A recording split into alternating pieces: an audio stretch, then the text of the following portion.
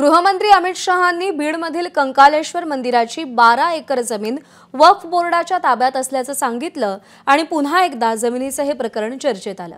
बीड जिल्ह्यामध्ये वक्फ बोर्डाच्या अनेक जागा आहेत, मात्र या जागा त्यांच्या मालकीच्या आहेत की अतिक्रमित आहेत याची ठोस माहिती उपलब्ध होत नाहीये।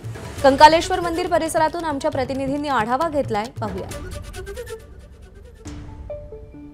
देशाच्या संसदेत वक्फ बोर्डाचे सुधारणा विधेयक चर्चेले असताना बीडच्या कंकालेश्वर मंदिर आणि त्याच्या जमिनीचा उल्लेख देशाचे केंद्रीय मंत्री अमित शहांनी केला। विशेष म्हणजे कंकालेश्वर मंदिराची जी 12 एकर जमीन आहे, ही 12 एकर जमीन वक्फ बोर्डाच्या ताब्यात असल्याचे देखील ते म्हणालेले आहेत।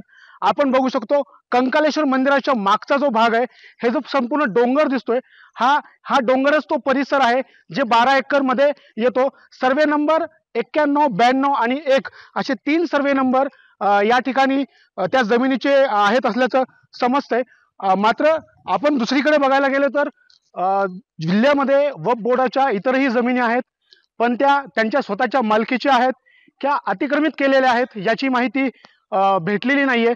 दुसरीकडे काल अमित शहांनी ज्यावेळेस वक्फ बोर्डच्या जमिनीचा उल्लेख केला कंकालेश्वर मंदिरासंदर्भातल्या, त्यानंतर आता पुन्हा एकदा कंकालेश्वर मंदिराच्या जमिनीची फक्त चर्चाच होणार आहे की ही जमीन पुन्हा मंदिराला भेटणार आहे, अशी आता चर्चा होऊ लागलेली आहे। स्वानंद पाटील, एबीपी माझा, बीड। एबीपी माझा, उघडा डोळे बघा नीट।